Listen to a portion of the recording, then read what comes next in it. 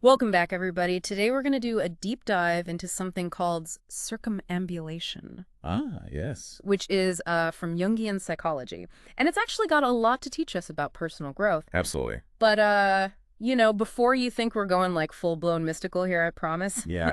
it's a lot more grounded than you might expect. It's like basically this idea that we are drawn to things Hmm. that have the potential to help us grow. So it's almost like our interests Right. or a compass pointing us toward who we could become. It's like that potential self is sending out a signal, a call to adventure Right. almost, Call to adventure. and kind of drawing us towards new experiences and challenges Right. that help us evolve. Okay, so think back to like a time when you were really interested in something, like pulled towards something new. Right. A hobby, a subject you wanted to learn, maybe even like a totally different career path. Yeah. Those urges, that's like the call to adventure in action. Exactly. And it's interesting because those initial steps we take towards something new, they often feel really awkward. Oh, yeah, for sure. Like think about the first time you tried to ride a bike Oh my gosh. or write a poem or speak a new language. Oh, absolutely. It can feel so foolish. Yeah. Like I remember when I first tried to learn to code, Uh-huh. I spent hours just like staring at the screen, feeling like I was trying to decipher hieroglyphics. You got to be willing to be a bit of a fool before you can master anything new, right? That's so true. Yeah. I mean, there's a certain like vulnerability involved in putting yourself out there, Yeah. knowing you're probably going to make mistakes along the way. And that kind of brings us to another fascinating aspect of this whole circumambulation idea. Hmm. The fact that personal growth is rarely ever a smooth upward trajectory. That's right. We get so caught up in this ideal of constant progress, Yeah. but the reality is way messier. Oh, yeah. We stumble, we overshoot, and sometimes we even go backward. Right. But here's the thing. Those setbacks, they aren't failures. They're essential parts of the process. So instead of getting discouraged when we don't nail something right away, we should actually embrace those initial stumbles. Exactly. It's like giving ourselves permission to be bad at something while we're learning. Exactly. Think about a child learning to talk. Okay, yeah. Their first attempts are just all over the place, Uh-huh. right? But through those seemingly random variations, they eventually figure out the right pronunciation. That's a great point. It's like their brains are running all these experiments, Yeah. testing out possibilities until they find the right combination. And it's the same with any skill or area of growth that we're going after. Yeah, You need those early missteps to figure out what works and what doesn't. right. Nietzsche actually had a term for this. Will to stupidity. Will to stupidity, wow. It's this idea that we have to be willing to confront our own limitations, right? Yeah. Embrace the fact that we don't have all the answers. It's like we need a certain tolerance for not knowing to truly learn and grow. Exactly. If we're too afraid of looking foolish, Right. too attached to being right all the time, Yeah. we'll never allow ourselves to truly experiment and explore. So even if we know we're likely to mess up, Yeah. the act of like trying and pushing forward is what ultimately matters. Absolutely. And I think there's something so freeing about that. Yeah. It takes the pressure off having to be perfect Yeah. and allows us to just focus on the joy of discovery. I wonder if this whole like will to stupidity idea Mm. could even be seen as a form of courage. Yeah. Like the courage to be vulnerable Uh-huh. and embrace the unknown. That's a fascinating insight. And it kind of brings up another key aspect of circumambulation. Okay. What happens when we finally do manage to shed those negative influences or habits? Right. The ones we've been grappling with. Do we just coast from there? Yeah, I guess I always assumed that like letting go of something that wasn't serving me Right. would automatically lead to this feeling of like lightness and Mhm. clarity, but maybe it's not always that simple. Sometimes even when we make positive changes, we can find ourselves feeling strangely disoriented. Oh, wow. It's like we've escaped one challenge, Uh-huh. only to wander into a vast, unsettling desert. So we've broken free from the metaphorical Egypt of our bad habits, Yeah. but now we're navigating a wilderness. It's like I'm starting to see how this whole process really is a cycle, Right. a kind of circling motion. Exactly. Imagine a building being constructed. Okay. The scaffolding, even though it's restrictive, it provides crucial support. Right. But once the structure is sound, Yeah. the scaffolding has to come down. Okay. And what's left behind can feel really exposed and vulnerable, Yeah. even a bit chaotic. Have you ever felt that? Like you finally let go of something Oh, yeah. that was holding you back, but now you're not quite sure what to do with this newfound space? It's a surprisingly common experience. Mm. We expect to feel this immense sense of relief, but instead we're met with this unsettling emptiness. It's like we've dismantled a part of ourselves, Right. and now we have to figure out who we are without it. Yeah. Yeah, it's almost like there's this grieving process that comes with letting go, even if it was something that was ultimately bad for you. That's such a good point. We often underestimate the emotional attachments we form, Yeah. even to things that aren't good for us. Right. And those attachments don't just vanish overnight.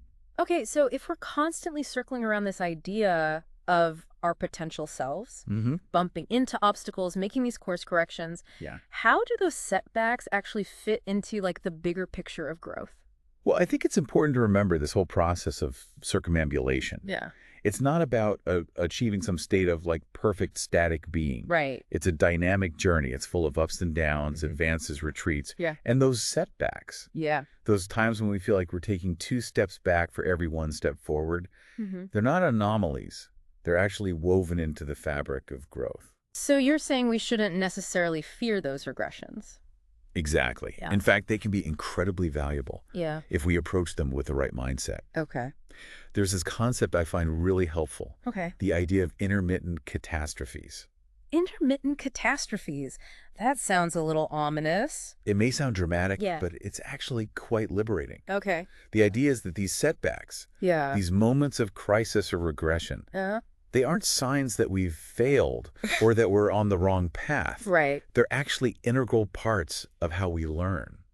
So instead of viewing them as like derailments, we should see them as opportunities for course correction. Exactly. Maybe even radical redirection. They force us to reevaluate our assumptions, Okay. to question our approaches, and sometimes to completely rethink our goals. Right. It's like nature's way of shaking things up, making sure we're staying adaptable and engaged. I like that. So those moments of crisis can actually be seen as like feedback mechanisms, pushing us to evolve and refine our understanding of ourselves and like the path we're on. Precisely. Think about it this way. Okay. If we were succeeding constantly, if everything went perfectly smoothly all the time, we would never be challenged to grow. Right. We'd get complacent, stuck in our routines. It's those disruptions, those intermittent catastrophes that force us to adapt, become more resourceful, more resilient. So embracing those setbacks might actually be the key to unlocking like even greater levels of growth. Exactly. It's like they're pushing us to tap into these reserves of strength and creativity that we didn't even know we had. Exactly. It's like when you're working on a really complex problem and you just hit a wall. Right. You get frustrated. You might even want to give up. Yeah. But if you push through that resistance, keep experimenting, keep trying new approaches, you often find a breakthrough. Right. A solution that is even more elegant and innovative than you could have imagined. I've definitely experienced that in my own life. Like sometimes the biggest leaps forward come after like a period of really intense struggle. Right. Or even like a perceived failure. It's like those challenges are forging this new thing within us. Like strength and determination that wouldn't have emerged otherwise. I think that's such a beautiful way to put it. Yeah. It really speaks to that transformative power of those intermittent catastrophes. Yeah. They aren't just random events. They're opportunities for profound growth and self-discovery. It's all starting to make sense now. Yeah. We're not simply striving for this fixed destination. Right. We're on this lifelong journey of becoming this spiral path that involves both progress and regression, expansion and contraction. Right. And those setbacks, those moments of disorientation, they're not detours. They're essential parts of the landscape. That is a beautifully insightful way to frame it. Yeah. It's not about achieving some perfect state of enlightenment. It's about embracing this continual process of becoming. Yeah. With all its inherent messiness and unpredictability. And I guess that brings us to another important question. Yeah. If this journey of circumambulation is so full of twists and turns, right, how do we even know if we're on the right track? How can we tell the difference between like a necessary detour and a sign that we need to make like a more fundamental change? Yeah, it can feel like we're just wandering in the wilderness sometimes, unsure of which direction to take. So how can we like develop a stronger sense of inner knowing? Yeah. Especially when the path forward isn't always clear. I think a lot of it comes down to cultivating what we call intuition. Okay. It's that quiet inner voice, that gut feeling that guides us toward what feels right, even if we don't know what. But isn't intuition kind of a slippery concept? Like, how do we know if we're truly tapping into some deeper wisdom or if we're just following like whims or biases? That's where self-awareness is so important. Okay. It's about taking the time to really examine our motivations, our fears, our unconscious patterns, by developing a deeper understanding of ourselves. We can start to discern between those impulses that are leading us toward growth and those that might be keeping us stuck. So it's not just about blindly following our feelings. It's about having like a more nuanced understanding of where those feelings are coming from. Exactly. And that often involves a willingness to challenge our assumptions. To question those beliefs and patterns that we've been carrying around for years, maybe even since childhood. Wow. It's about becoming more conscious of the forces that are shaping our choices. So it's like we're constantly refining our internal compass, using our experiences to calibrate our sense of direction. Precisely. And I think that's what makes this whole idea of circumambulation so dynamic. It's not about rigidly adhering to some predetermined plan. It's about being responsive, being adaptable. Allowing the journey itself to shape our understanding of who we are and where we're going. It's like we're co-creating the path as we go, taking cues from both our inner wisdom and the feedback we're getting from the world around us. That's a beautiful way to put it. It's this dance between intention and surrender, between actively shaping our lives and being open to the unexpected detours and discoveries that come along. This has been a really great conversation. It's really shifted my perspective on things. It's taken the pressure off of having to have all the answers up front.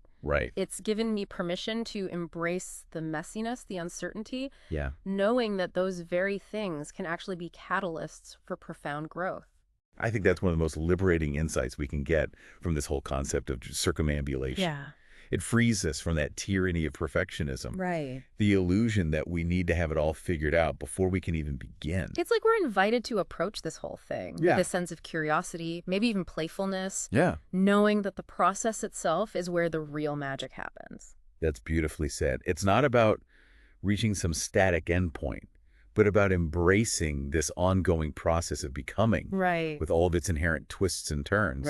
It's about finding that joy in the journey itself, even with all the imperfections and unexpected challenges. This deep dive has been truly insightful.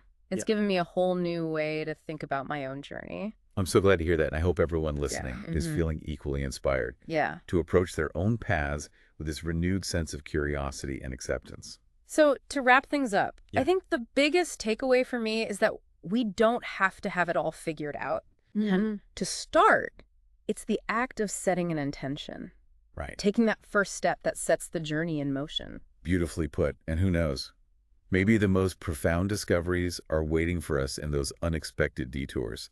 Those moments when we're forced to step off the well-worn path and forge our own way forward. Well, thank you for joining us on this fascinating exploration of circumambulation. It's been fun. We'll see you next time as we continue to dive deep into the ideas that shape our understanding of ourselves and the world around us. Until then, keep exploring, keep questioning, and keep circling toward your full potential. Yes. The journey itself is the reward.